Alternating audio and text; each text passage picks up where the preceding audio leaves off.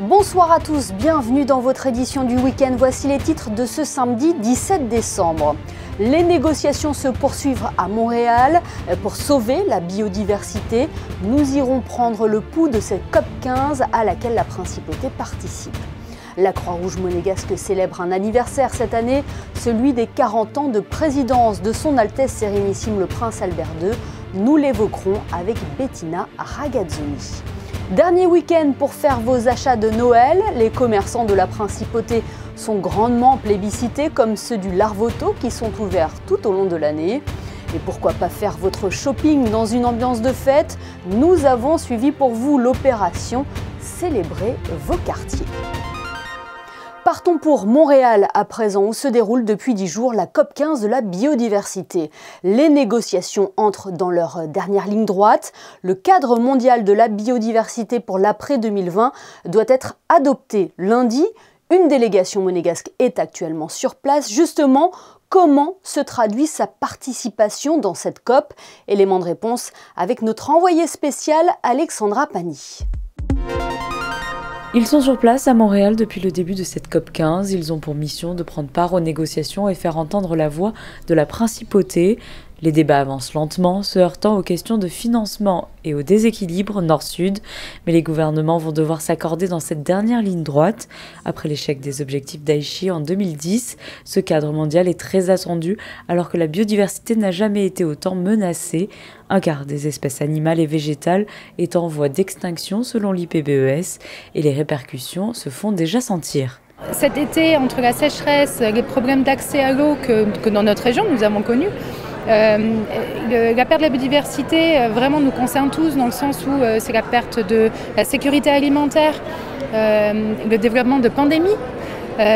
Donc il faut vraiment que les populations aient une meilleure connaissance et soient mieux informées sur ce qu'est cette crise de la perte de biodiversité. Et c'est ce qui donne tout son sens au cadre aujourd'hui et à cette réunion. Le cadre mondial de la biodiversité, s'il est adopté, va constituer un changement fondamental, a affirmé la secrétaire exécutive de la Convention, qui l'a comparé à un équivalent pour la nature de l'accord de Paris. Ce cadre mondial est rédigé pour qu'il soit compris de tous. Il y a d'ailleurs, à titre d'exemple, une cible, un objectif qui est pour les consommateurs. Les gouvernements, les entreprises, les secteurs privés doivent faire en sorte de donner toute la connaissance aux consommateurs afin qu'ils puissent faire les bons choix dans leurs produits et dans leur manière de vivre. Ce cadre contient plus d'une vingtaine d'objectifs à remplir d'ici 2030, dont la protection de 30% des terres et 30% des mers, la réduction de moitié des pesticides et la restauration des millions d'hectares de sols dégradés. À Monaco, une stratégie nationale pour la biodiversité est déjà mise en place. Cette stratégie, elle décline en fait les actions qui sont mises en œuvre pour protéger, pour gérer les espèces. C'est dans ce cadre-là qu'on fait les différentes études scientifiques que l'on mène tous les ans sur les oiseaux, sur les poissons. On ne se rend pas compte, mais en principauté, on a une biodiversité qui est très riche. Alors parfois, elle peut être mal comprise, mais c'est cette interaction-là qu'il faut améliorer et arriver à vivre ensemble entre l'être humain et la nature. Modifier nos habitudes de consommation et apprendre à respecter les espèces vivantes qui nous entourent, c'est par ces gestes simples que chacun, à notre échelle, nous pouvons faire la différence. Les négociations vont se poursuivre au moins jusqu'à lundi 19 décembre. Quant à la prochaine COP16 pour la biodiversité, elle se tiendra dans 2 ans, en 2024, en Turquie. Retour en principauté avec cet anniversaire, celui des 40 ans de la présidence du prince souverain à la Croix-Rouge monégasque. C'est en 1982 que le prince Albert II, alors prince héréditaire, prend les rênes du mouvement, succédant ainsi à sa mère, la princesse Grace. Depuis, la Croix-Rouge monégasque poursuit ses actions dans différents domaines, toujours fidèle à ses principes fondamentaux. Pour évoquer cet anniversaire, nous sommes ce soir avec la trésorière générale de la Croix-Rouge monégasque. Bonsoir Bettina Ragazzoni. Bonsoir. 40 ans de présidence de son Altesse Sérénissime le Prince Albert II, qu'est-ce que cela représente pour vous et pour le mouvement? Pour nous et pour le mouvement, c'est l'occasion de rendre hommage et de remercier le Prince Albert II de Monaco pour ses 40 ans de présidence. Le remercier pour toutes ses actions, pour son engagement. Permettre avec un événement en toute convivialité de rassembler autour de lui les membres du conseil d'administration, les salariés, les bénévoles, les partenaires, les bienfaiteurs et toutes les personnes qui par leur action ont contribué à l'histoire de ces 40 ans de présidence. Et Bettina Ragazzoni, quel président est le prince Albert II? Difficile de répondre en quelques mots, tant il y a à dire. Notre président est un président d'exception, un président de cœur qui par sa générosité, son engagement, son action et représente au-delà de tous les valeurs, les principes de la Croix-Rouge, qui est très attentif à tout le monde, qu'il s'agisse des membres du conseil d'administration ou plus largement des salariés, de tous les bénévoles, des personnes qui viennent dans le cadre de toutes nos actions et qu'ils rencontrent, toujours très attentifs par un mot, par un geste et aussi toujours très présent sur le terrain. Mais je dirais que le prince est à la tête de ses bénévoles et souvent très présent. On l'a vu récemment dans les vallées. Quand il y a eu la tempête Alex, où il n'a pas hésité à se déplacer à plusieurs reprises pour être témoin de ce qui se passait et pouvoir justement guider notre action dans le cadre de ces événements. Cela vous paraissait important d'organiser une journée découverte pour mettre en valeur toutes ces actions menées pendant les 40 ans de présidence du prince Albert? C'était essentiel pour nous de faire cette journée porte ouverte, de façon à ce qu'on puisse présenter nos actions au travers des ateliers. Je pense qu'en images, vous avez pu faire le tour du chapiteau et découvrir toutes les sections qui étaient présentes sur le chapiteau. Alors je ne serai peut-être pas exhaustive, mais disons qu'il y avait des ateliers de santé prévention, sociale, de réalité virtuelle, puisque les jeunes des écoles ont pu, grâce à des casques, pouvoir découvrir des gestes de secours et de se retrouver en situation dans des cas d'urgence où il fallait aider des personnes en détresse, connaître un petit peu toutes les personnes qui ont créé, qui ont développé la Croix-Rouge pendant ces 40 ans, donc tout simplement mieux nous connaître par notre action sociale locale.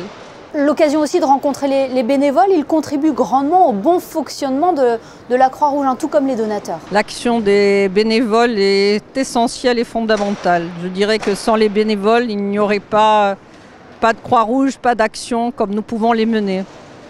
Ils sont sur tous les fronts, ils sont à la fois dans le cadre de manifestations festives, comme la braderie, comme le cirque, comme l'Automobile Club, le Grand Prix, ou alors sur des situations plus graves, comme par exemple la tempête Alex, où on a eu nos bénévoles et d'autres problèmes comme la crise migratoire, où on a nos bénévoles qui se déplacent, qui sont sur le terrain, qui viennent en aide aux personnes sinistrées, aux personnes vulnérables et même en assistance aux autorités, à des Croix-Rouges françaises ou italiennes, et voire plus lointaines dans certains cas. Justement, Bettina Ragazzoni, quels sont les grands défis actuels de la Croix-Rouge monégasque? Les grands défis actuels, j'oserais répéter ce qu'a dit hier un autre membre du conseil d'administration, c'est d'être 100%.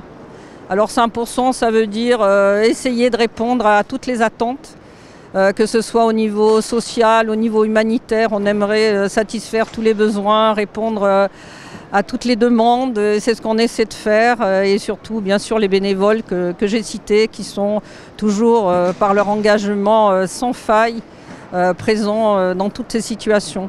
Et quels sont les besoins actuels de la Croix-Rouge? Quelles sont les actions qui vous mobilisent le plus en cette période hivernale? C'est l'aide sociale.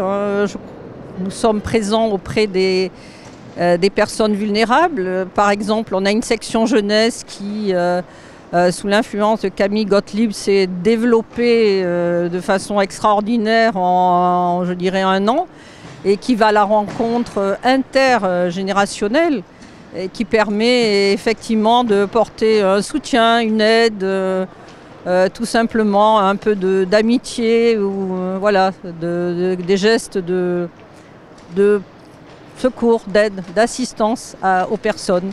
La jeunesse qui adhère donc au message de la Croix-Rouge monégasque. Merci infiniment Bettina Ragazzoni d'avoir été notre invitée sur Monaco Info. Je vous remercie. Et puisque nous parlons de solidarité, l'association Semeurs d'Espoir lance une collecte pour les plus démunis. Avec l'hiver, elle est à la recherche de couvertures, de sacs de couchage et de vêtements chauds. Vous pouvez déposer vos dons à l'agence Abeille, aux 3 rue Princesse Caroline à Monaco. Dernier week-end pour réaliser vos achats de Noël. Si le Larvoto est passé en mode hiver, ces commerces sont ouverts tout au long de l'année. L'opportunité peut-être pour vous de trouver le cadeau parfait. Le reportage de Julia Vial et Thomas Deus.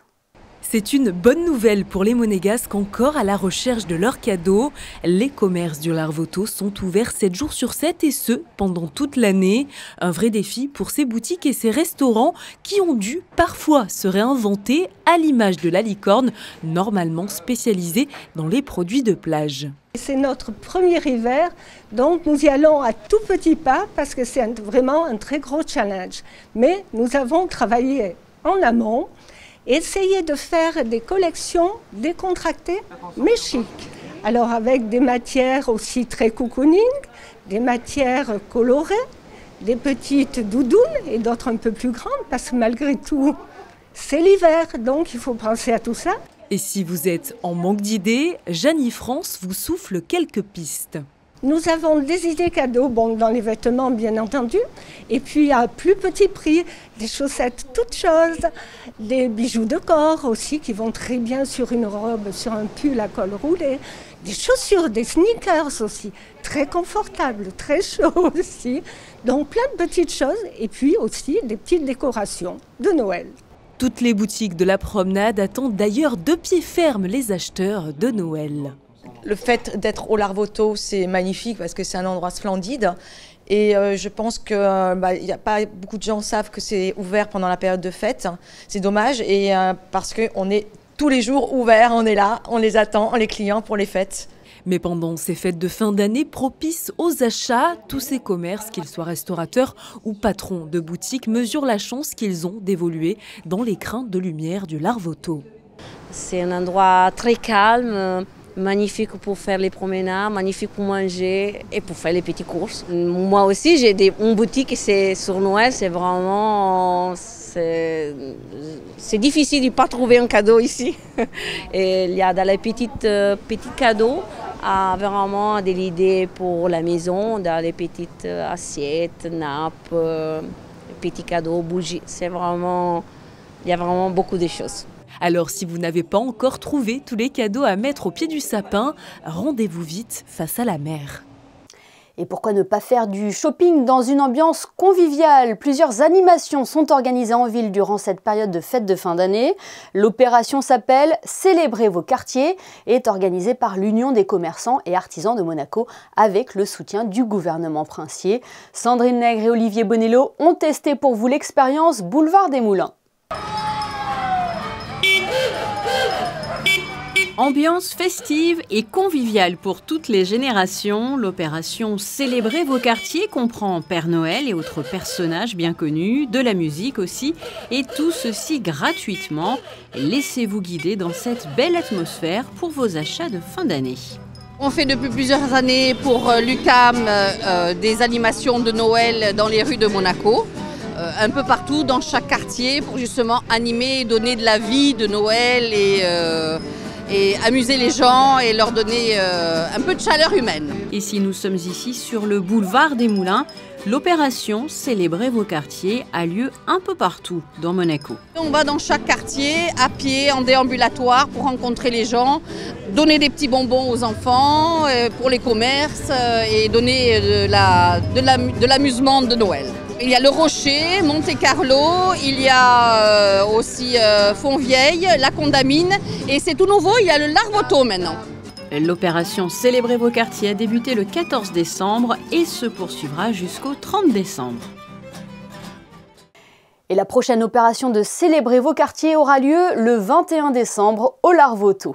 Dans le reste de l'actualité, une nouvelle exposition à découvrir. Elle s'intitule « Les carabiniers du prince » et est présentée à la gare de Monaco. Elle dévoile une série de photographies retraçant l'histoire de cette unité militaire prestigieuse. Avec plus de 7 millions d'usagers par an, la gare est l'une des principales portes d'entrée de la principauté. Ces murs d'exposition sont un moyen de faire connaître et de diffuser le patrimoine monégasque à un large public. L'exposition est à découvrir jusqu'au 16 février. La Princess Grace Irish Library organisait hier un récital baptisé Joyce in Music. L'événement a repris une sélection des plus beaux textes du romancier et poète irlandais James Joyce, l'un des écrivains les plus influents du XXe siècle. Au programme sur Monaco Info ce week-end, 19h dimanche, salle des ventes, la folie des enchères. C'est le thème qui sera abordé dans ce nouveau numéro présenté par Yann-Anthony Noguès. Il recevra en plateau la nouvelle directrice de Sotheby's Monaco.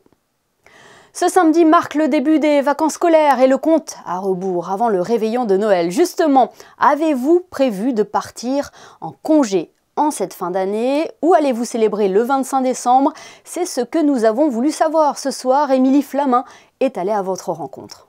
On passe quelques jours ici, puis on rentre chez nous en Corse. On n'est pas loin de la mer, mais bon, c'est pas la saison. Et quelques jours à la montagne ou au village, on verra. Rester à Monaco, parce que bon, il y a pas mal de festivités. Comme j'ai des petits-enfants, ça les intéresse. Donc d'habitude on voyageait, mais cette année on reste là. On fait souvent le Noël chez nous, c'est un repas de famille, donc traditionnel. En famille, au bord de la mer, avec des bonnes choses à manger. On va s'aérer la tête au bord de mer. Exactement. Et pourquoi pas aussi une escapade en montagne. Ah oui, un peu sous la neige. Pour les fêtes, on sera en famille, avec nos enfants et notre petite fille. On ira se promener sur les marchés, sur les chemins de crèche, au bord de mer s'il fait beau, oui, mais pas d'autre chose cette année. Je vais rester en famille sur Roquebrune. On n'habite pas loin de la mer, donc après manger, on ira faire une petite balade digestive. En effet, une bien belle idée. Quel temps fera-t-il pour ce premier week-end de vacances? La réponse avec vous, Julia Vial. Bonsoir Julia. Bonsoir Émilie, bonsoir à toutes et à tous. Le temps sera plutôt agréable pour cette journée de dimanche. Attention, ça se rafraîchit encore avec 8 petits degrés de minimal. Le soleil se lèvera lui à 7h57 et demain sera la Saint-Gatien. Bonne fête à eux. Merci Julia. Alors que l'année 2022 touche bientôt à sa fin, l'occasion est toute trouvée pour jeter un coup d'œil dans le rétroviseur. Au gré de nos reportages et de nos rencontres, nous avons demandé à nos intervenants l'événement qui les a le plus marqués cette année. Ce soir, c'est au tour d'un sportif récemment sacré athlète de l'année par World Athletics de nous livrer le moment qu'il gardera en mémoire. Il s'agit du perchiste Mondo Duplantis. Jag tror att utomhus-VM det var mest speciellt för mig för att jag har inte vunnit någon utomhus-VM innan i året och för att slå en världsrekord också på rätt tid. Så jag hade en jättefantastisk inomhussäsong som vi hade inomhus-VM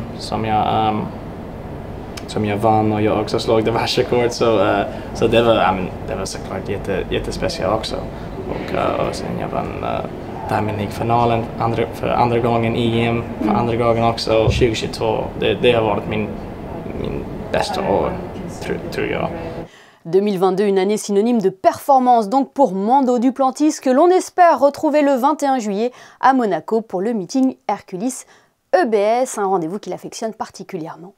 Ce journal est à présent terminé, merci de votre fidélité, y compris le week-end. On se quitte avec les images de Michael Alesi et l'exposition photographique Les Carabiniers du Prince à découvrir à la gare de Monaco jusqu'au 16 février. Passez une excellente soirée et à demain pour le best-of de la semaine.